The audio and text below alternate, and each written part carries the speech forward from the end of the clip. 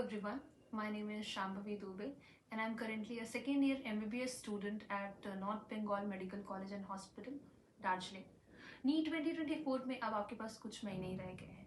इधर बीते हुए महीनों में आपने जो भी किया हो, लेकिन इन लास्ट के 3-4 मंथ्स में आपकी जो अप्रोच होनी चाहिए वो एक सही ढंग की होनी चाहिए, बिकॉज उससे आपके रिजल्ट बहुत बेहतर हो सकते हैं। इन अप्रोचेस को मैं आपके साथ शेयर करने आई हूँ। सबसे पहली चीज़ ये होनी चाहिए कि आपको अपनी एनसीईआरटी रीडिंग बिल्कुल नहीं छोड़नी है। इस पर मैं बहुत स्ट्रेस कर रही हूँ, क्योंकि एनसीईआरटी केमिस्ट्री और बायोलॉजी की तो ऐसी हैं जिनसे ही सवाल आते हैं। एनसीईआरटी के बाहर बायोलॉजी में तो कहीं सवाल नहीं आ सकते, लेकिन उनको थोड़ा मॉडिफाई करके वो सवाल देते हैं। तो इन मंथ्स में लोगों को सिलेबस कंप्लीट करने की वजह से वो भूल जाते हैं कि एनसीईआरटी कितनी इंपॉर्टेंट होती है। केमिस्ट्री और बायोलॉजी के लिए तो आपको एनसीईआरटी बिल्कुल नहीं छोड़नी है। जितनी बार आप रिवाइज कर सकते हैं उतनी बार रिवाइज करिए। जितने क्वेश्चन उससे आप निकाल सकते हैं, जितने क्वेश्चन आप फॉर्म कर सकते हैं उतने क्वेश्चन फॉर्म करिए, बिकॉज एग्जामिनेशन में क्या पता जो आपने क्वेश्चन खुद से बनाया हो वही क्वेश्चन एग्जाम में आपके लिए आ जाए। तो एनसीईआरटी रीडिंग आपको बिल्कुल नहीं छोड़नी है। और सेकेंड पॉइंट है टेस्ट पेपर्स। हमें लगता है कि हम पहले सिलेबस कंप्लीट कर लें, उसके बाद हम टेस्ट देने बैठेंगे तो हमारा रिजल्ट बेटर होगा, बट ये लॉन्ग रन में बहुत मुश्किल कर देगा, क्योंकि आपका पेपर में बहुत दिक्कत हो जाएगी। बिकॉज आपका सिलेबस तो कभी कंप्लीट होगा नहीं। कोई भी आदमी लास्ट डे तक ये अपना मेरा सिलेबस पूरा कंप्लीट है इसको लेकर के कॉन्फिडेंट नहीं रहता है। इसलिए आप टेस्ट पेपर्स को छोड़ दें, ये सबसे बड़ी गलती होगी। एटलीस्ट एस्पिरेंट के इन इन इन एंड मंथ्स में ये सबसे बड़ी गलती होती है। इसलिए आपको टेस्ट पेपर्स अगर आपने देना स्टार्ट नहीं किया है तो वो देना स्टार्ट करना होगा। This is high time now. अगर आपको नहीं लग रहा है कि आप फुल सिलेबस टेस्ट इस समय दे सकते हैं तो उसे वीकेंड्स पे दीजिए, लेकिन एवरी ऑल्टरनेट डे आपको टेस्ट देना ही होगा। टॉपिक वाइज दीजिए। कुछ टॉपिक्स को फिजिक्स केमिस्ट्री बायो से उठा करके 3 घंटे का टेस्ट पेपर क्रिएट करके दीजिए, लेकिन आपको देना होगा। वो टेस्ट आप दें, उस माहौल में दें, ये बहुत इंपॉर्टेंट है। आप उसको बहुत लेजर एक्टिविटी की तरह टेस्ट आप नहीं दे सकते हैं। आपको उस नीट की तरह माहौल क्रिएट करके देना होगा, बिकॉज आपका नीट में जो मानसिक स्थिति आपकी होती है वो बहुत डिफरेंट होती है घर से, या जो आप मॉक टेस्ट देते हैं उनसे। तो आपको कोशिश करनी होगी कि वो नहीं तो उसके जैसा कोई माहौल ज़रूर क्रिएट करें। ओएमआर शीट्स पे आपको प्रैक्टिस करनी होगी। आप ऐसे ऑनलाइन टेस्ट भी देते हैं लोग, बट ऑनलाइन के साथ ऑफलाइन देना बहुत बहुत इंपॉर्टेंट है। और टेस्ट देने के बाद उसको एनालाइज करना सबसे इम्पॉर्टेंट चीज़ होती है।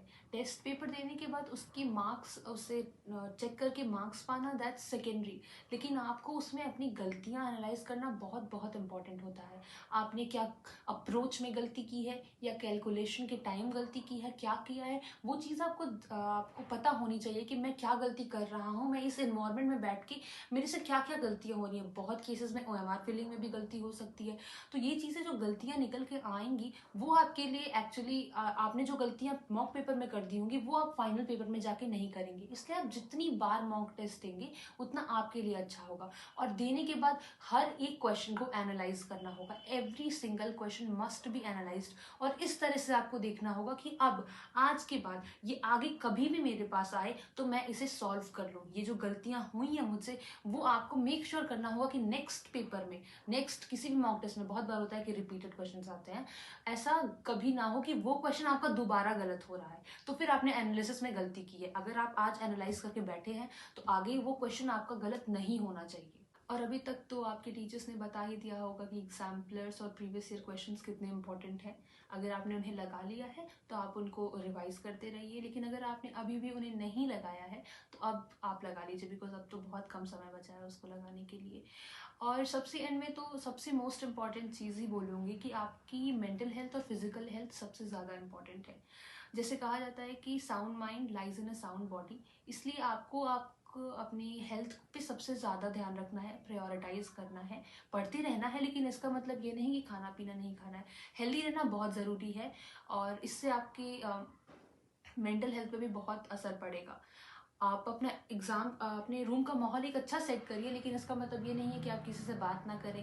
आप अपने फैमिली से कम्युनिकेट करिए, बात करिए, एक जॉली माहौल क्रिएट करने की कोशिश करिए अपने अराउंड। और एग्जामिनेशन जो आ रहा है उसको स्ट्रेस की तरह से नहीं, एक अपॉर्चुनिटी की तरह से देखिए, जो आपको प्रूव करने का समय आप फाइनली आ गया है, इस तरह से देखिए। बिल्कुल भी टेंशन मत लीजिए और स्ट्रेस तो बिल्कुल भी नहीं रहना है। पढ़ते रहिए, लेकिन थोड़ा फ्री छोड़ देना है आपको, बिकॉज आप जिस तरह की मानसिकता लेके पेपर में जाएंगे उस तरह का पेपर में रिफ्लेक्ट हो जाता है। आप जितना जॉली रहेंगे, कॉन्फिडेंट रहेंगे, खुश रहेंगे, पेपर में रिजल्ट उतना ही अच्छा आएगा। ये मेरा खुद का पर्सनल एक्सपीरियंस रहा है। तो कोशिश करिए खुश रहने की, हेल्दी खाइए, बात करिए फैमिली से, और इन्हीं सब 3-4 टॉपिक के साथ I would like to end my video. Thank you so much, all the best, I hope you all pass with flying colours.